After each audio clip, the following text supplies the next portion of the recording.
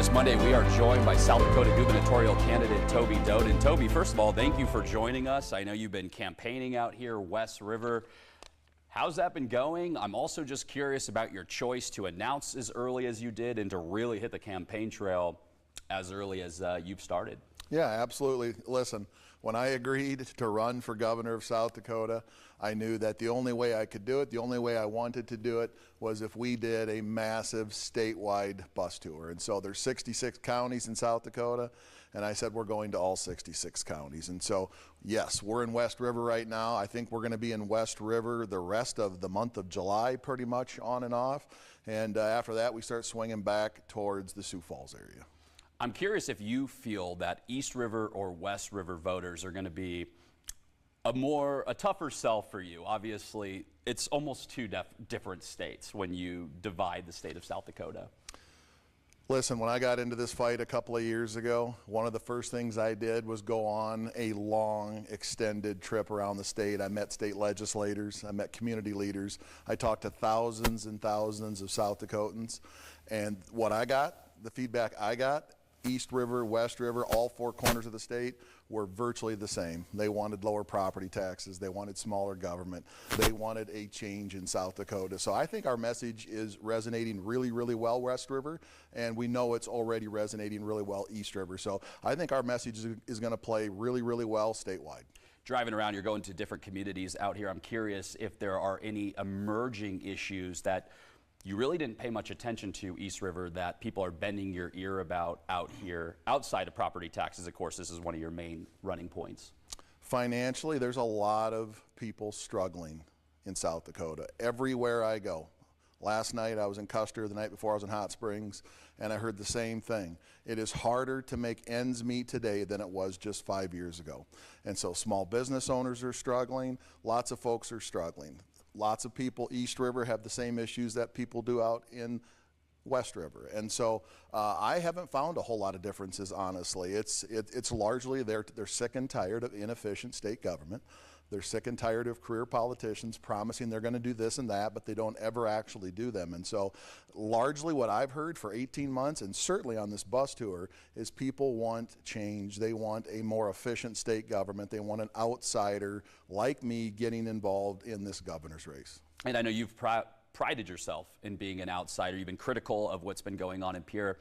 What would you like to see change in Pierre? How do you think the government needs to change in the way it's being run right now? My opponent in this race largely believes in big corporate government.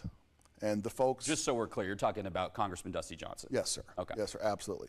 Mr. Johnson believes in big corporate government. I have a completely different view on state government, especially for the state of South Dakota. And largely that view comes from my experience as a successful small business owner, as well as my experience in traveling the state for the last couple of years talking to folks, right? We have lots of small businesses, tens of thousands of small businesses is in the state. They're our biggest employer, they're our foundation of our economy, and lots of them are struggling. In fact, they're going out of business at breakneck speeds like we've never seen before. I think we should be focusing our economic attention on our existing small businesses, and I think that's the way South Dakotans want our economy to be driven, not with multi-billion-dollar subsidized companies coming in from out of state. And so, listen, South Dakota is the single greatest state in the country, and the main reason I got into this race was to make sure that it stays that way. So it's safe to say that you believe in shrinking the size of the state government, is that I believe fair? The state government needs to be more fiscally responsible. I think it needs to be more efficient. One of the things I said I was going to do first is start the Department of Government Efficiency. I think we are long overdue for a massive statewide audit of every single department. I think the taxpayers of this state that are struggling, property taxes have doubled. I think we owe it to them to make sure that we are spending every nickel of their taxpayer money appropriately. I know one of your proposals has been to completely eliminate property taxes. This is something that you're campaigning on. How do you intend to do that and maintain the services? Because property taxes obviously go to a lot of local services, schools, local governments. I'm curious your plan there and how you'd actually execute that. Yeah, what I've actually said is, me personally, I think property taxes are unconstitutional. But I think first things first, we can't eliminate property taxes overnight. Everybody knows that. There are seniors being driven from their homes because of high property taxes. Young families are unable to exercise the American dream that I did 30 years ago and buy my first home. Small business owners are getting crushed by property taxes. What I'm focusing on first and foremost is getting immediate and significant relief for those struggling the most. Okay, so not completely eliminating property taxes. I would love to eliminate property taxes. But again, first things first, there are people that are struggling today. They're having to decide, are we going to go buy groceries or are we going to make our mortgage payment? And that is sad. And unfortunately, some of the bureaucrats and the career politicians in the state have not taken this problem seriously. And the reason I know that is they've been running on this issue for 3 and 4 years now. Every year they're going to get property tax reduction for the people that need it the most, like the seniors in South Dakota. Guess how much property tax relief we've gotten in 4 years? Zip, zero, nada, not a single nickel. In fact, property taxes have gone up every single year that the politicians in the state have promised they were going to give relief. And so I'm running not because I want to be governor. I'm running because we have problems that need to be fixed, and I'm the guy to do it. Let's go back here just a little bit. When you talk about DOGE and the state budget, I know this has been something that you have been critical about, is the growth of the state budget. This is something that you've highlighted. So have you been able to identify anything at this point in time where you see the need for a reduction, just from your outside look in right now to state government? Listen, until the Doeden administration is in office on day one and we set up the Department of Government Efficiencies, we're not going to know all of the nooks and crannies and where the money disappeared to. But here's what I can tell you from an outsider standpoint, and as somebody who's been a CEO, a very successful one for a fairly long time, I can tell you that it does not pass the smell test. Our budget has gone from almost $4 billion now on the precipice of $8 billion in 7 years. During that same time frame, wages are virtually flat in South Dakota. Small business revenue is virtually flat in South Dakota. And none of the problems that politicians have been promising to fix, like rural infrastructure, our education system, reversing the drug epidemic in this state, rural health care, none of those problems have gotten fixed, yet our budget has doubled. Where's the money? Let's go to wages. I think wages is something that a lot of people are concerned about. What is your plan to raise wages here in South Dakota? Our state has always been propped up on farmers, ranchers, and small business owners. They're our largest employer. They're the bedrock of our economy. Right now, we have small business owners, and sadly, tens of thousands of people that work for small business owners that are struggling. Most small business owners that I have talked to on the road on this tour, the ones that are very passionate, that are coming to my events because they are asking for change, they are asking for relief, they are struggling, largely because they're competing with this massive, super multi-billion-dollar type corporations that some people in this state want to subsidize to come in, property taxes, all of the other things, right? We had 4 years of Biden-Harris, just horrible, horrible inflation due to their policies, and now you stack that on top of the property taxes. Our small business owners are struggling. I said I was going to set up a small business task force, which is what I intend to do. I want to bring in the brightest and smartest small business operators in this state. I'll bring in farmers, ranchers, other small business owners, and we are going to set up a task force, and we are going to look for ways to start re-stimulating our existing small businesses, and that will drive higher wages. That will drive a much better economy. If we can raise revenue of our existing small businesses, they will invest more capital back into their employees. They will invest more capital back into their facilities. And then the question I get asked a lot, and this is very sad, as somebody who has 4 adult kids that are lucky enough to have a second generation business to be a part of that I've provided for them, thousands and thousands of young adults are leaving South Dakota because they're seeing their parents' business struggle, and they don't want any part of it, and I think that's sad. I think we can keep thousands and thousands of more young adults in South Dakota if we can just help that first, second, and third generation business function at a higher level. Do you have any plans when we talk about young people, and I know because I'm a young person, and this is one of our biggest, I think one of our biggest challenges is home ownership. Do you have a plan to help more young people get into homes? I do believe that's part of migration, just in general with young people. Absolutely.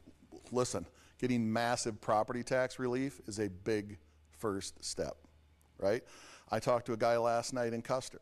His mortgage payment has gone up $550 in 3 years. It's all from property taxes. I mean, imagine that. That is a massive amount of money for anybody, right? And so it's cheaper to rent right now for a lot of young people because of these high property taxes. But the problem is they go in and they sign a year lease where they're renting, and then whoever owns the apartment building they're renting from, their taxes keep going up, so then their rent keeps going up. It's a vicious cycle. It has to end, and property tax is where it starts.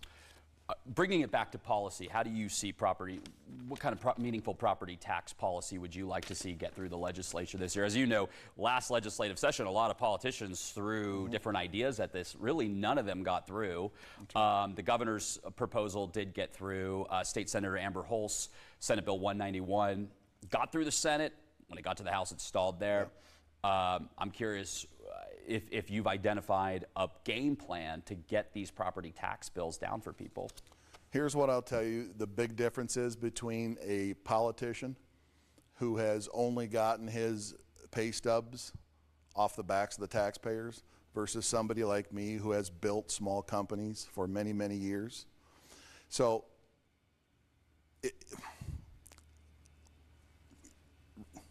repeat the question, I'm sorry. Okay, no, you're good.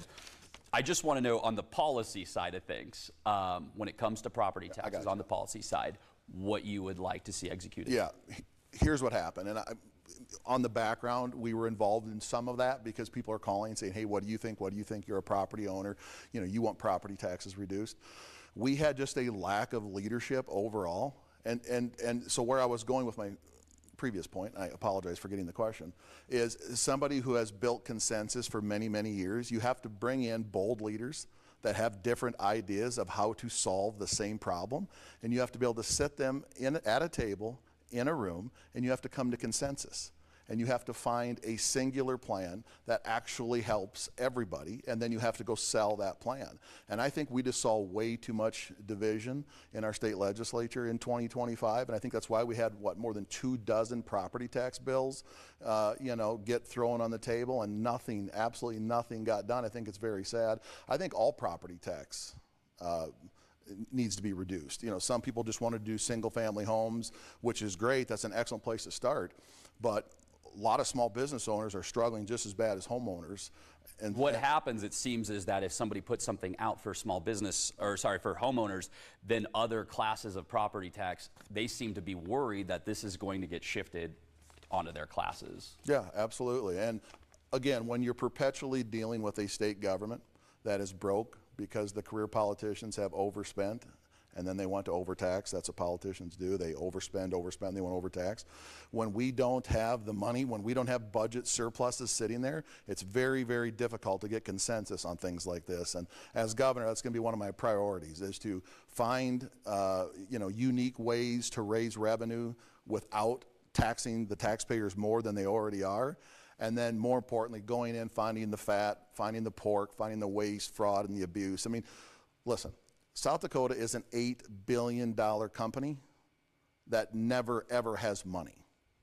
They take in $1, they spend $1. They take in $1, they spend $1. We balance the budget every year, but that doesn't mean anything. Some people think that budget surplus is a swear word. I think budget surplus is what this state needs to get back on the right path again. And as governor, I'm going to find unique ways to raise more revenue. I'm going to find ways to cut our overhead, our waste, fraud, and abuse, our monthly expenses, so to speak. We are going to generate budget surpluses, and with that money, we are going to be able to go fix problems like property taxes. Okay, we'll go a little bit wider here now with national. I know you've aligned yourself with President Trump quite a bit, and you say that you want to deliver, if I'm not mistaken, the America First agenda here in South Dakota. What does that look like to you? I talk a lot about South Dakota first, right? I think President Trump has brought back a culture of winning in this country the last 10 or 12 years. I really, really do. Whether you love everything he does or you don't love everything he does, he has brought back a culture of winning, putting America first. You know, and I'm a constitutional conservative, and I think South Dakotans, and I said this last night too at my event, they asked me, said, Toby, what's your thought process when you're making a decision as a governor of South Dakota? I says, my #1 litmus test is, does this help the majority of South Dakotans, yes or no? If it doesn't help South Dakota, then we don't do it, period. And that's, to me, that's what America First means in South Dakota, is putting South Dakotans first, putting South Dakota first. The overwhelming majority of people in this state, and the facts bear this out, love South Dakota the way it is today, the way I grew up in South Dakota 40 years ago, the way people grew up in South Dakota in the 60s, 70s, 80s, 90s, and the 2000s. That's the South Dakota people love. That's the South Dakota I love. That's why I think it's the greatest place on planet Earth, and I'm going to fight to keep it just that way. So I know you're largely a fan of President Trump and so far what he's delivered. I am curious so far, if you were governor and you've kind of looked at the last few months of his administration, if there's anywhere, whether it be the big beautiful bill, tariffs, you name it, where you would have stepped in maybe as governor and tried to consult with the president and said, hey, I've got some concerns here about how this might impact our state. My focus is on the state of South Dakota. Listen, our federal government is so massive, I don't think the average person can actually comprehend how many moving parts there are in the federal government. And then you take into account how involved our country and our president is in overseas matters all around the world, right? And so, listen, we have representation that the folks of South Dakota have elected to go to Washington, D.C. I'm talking about Senator Rounds, Senator Thune, Congressman Johnson, and they're representing our state in Washington. I'm running for governor because I want to represent South Dakotans right here at home, and that's what my focus is going to be, and that's what my focus is always going to be. Back to President Trump's agenda here, what do you think his biggest win has been for South Dakota? Shutting down the southern border, period. The drug epidemic in South Dakota has continued to get worse every year statistically, despite career politicians running every election cycle that they're going to fix it. A lot of the drug problems we've had, fentanyl and God only knows what else, has largely come through the southern border. So I 100%, the most excited thing, the best thing that Mr. Trump did for our country, for the safety of our kids, for the safety of America First, for the safety of every single American citizen, is shutting down the southern border, period. Okay, we're going to make the end of this thing very easy. You know, I was joking with somebody before we did this interview. I said, I think this is the one time I'm interviewing somebody who's been on TV more than I have been in the last few months. So there may be a lot of people who have seen you, they've seen the ads, but they don't know a lot besides the political ads. Reading from your website, it sounds like you were really able to build yourself up from some humble beginnings. Mm-hmm. Can you just go through that? Maybe explain to our audience some more about yourself. Absolutely. I grew up in a small farm town called Groton, South Dakota, very, very close to Aberdeen, right? Unfortunately, my father became permanently disabled when I was very, very young. My earliest memories are going back and forth to the Mayo Clinic with him as a young child for months at a time as he endured dozens and dozens of surgeries. My mom picked up a second full-time job, eventually a third part-time job. She taught piano lessons. My mother, God rest her soul, literally worked 120 hours a week for every year I can remember that I lived at home, just to provide the basic necessities for my siblings and I. And looking back on it, it was tough, it was brutal, but I wouldn't change a single thing, because the resiliency that I have, that I built when I had to survive all of those years. I was the youngest of 4 siblings. My next closest sibling is 8 years older than I am. So I was kind of the oops, so to speak. And so I learned more as a child than I think most people do in their entire life about how to survive and how to win and how to be resilient. And so I had an amazing childhood. My parents loved me very much. They loved my siblings very much. My mom was the hardest working woman, hardest working person I have ever seen, period. Now I have 4 amazing kids. I took a job with a company because I wanted to do better than what my parents were able to do. And I outworked every single person at that company, and I went on to build what I call a blue-collar small business empire right here in South Dakota. Every dollar I've ever invested, every job I've ever created is right here in South Dakota. I'm very proud of that. And so when I woke up a couple of years ago and realized that the South Dakota I grew up in, the South Dakota I love, was possibly not going to be the same South Dakota my grandkids and great-grandkids got to grow up in, it scared me to death. And so that's when I decided to leave my life that I had behind, jump into this fight with the good grassroots constitutional conservatives in this state. That's when I started talking to folks. I mentioned earlier I started traveling the state. I wanted to see what the pulse of the state was, and that's when I knew that I had to do what I'm doing now, which is run to be the next governor of South Dakota. Do you think it's possible for your grandkids to build up the empire that you did, especially if they were to start with the resources you had? Absolutely. Listen, anybody that is willing to outwork every single person at the company they work for will eventually get ahead.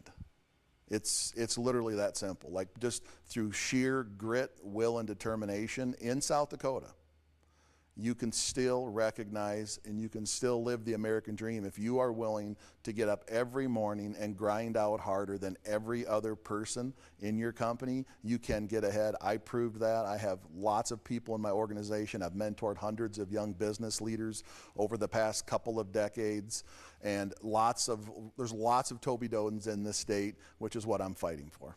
I'll just give you the floor to end this. What do you think we haven't gotten to that you find important? Here's what I think is important. There are two very distinct pathways for our next governor and the future of South Dakota. My opponent wants large corporate welfare. He wants to subsidize multi-billion-dollar companies, AI software companies, data centers, TikTok headquarters, you name it. My vision of South Dakota is that we continue to build our strong economy on the backs of our farmers, our ranchers, our small business owners. I will never, ever back out of that fight. I will fight to the death to make sure that not a nickel of a South Dakota taxpayer's money ever goes to subsidize an out-of-state multi-billion-dollar company. South Dakota first. We are going to bring back successful small businesses in South Dakota. We are going to generate budget surpluses. We are going to have the money to reduce property taxes. We're going to have the money to increase our rural infrastructure. Listen, you can't even drive 30 miles on any highway, including some of the interstates in this state, without hitting cellular dead spots. And while we can't send our husbands and wives that commute to work long distances in this state, as I'm sure you're well aware of. I talked to somebody yesterday, they drive 50 miles each way back and forth to Rapid City to work. When the legislature was in session. Absolutely. Oh, so we have people that are doing these long distance drives every day to work in South Dakota. And we don't have the money to put up cell towers to keep them safe, but we can build a $1 billion luxury prison for the most violent criminals in our state. I think it's absolutely sad. I think it's ludicrous. And I am going to fight to make sure that our state never goes down that path. Okay. I think we'll end it right there. Again, gubernatorial candidate Toby Doeden from Aberdeen. So, I mean, you're out here from quite some distance. Amen, man. It's about a 6-hour drive. Listen, it's so beautiful out here. The last 3 hours of the drive out here feels like it takes about 10 minutes. Some of the most gorgeous. I love the flatlands where I live. I do. I like being able to see a whole long ways off. But boy, is it nice to come out here and see all the hills. Okay. Again, we really appreciate your time, and that will do it for this episode of Political Pulse.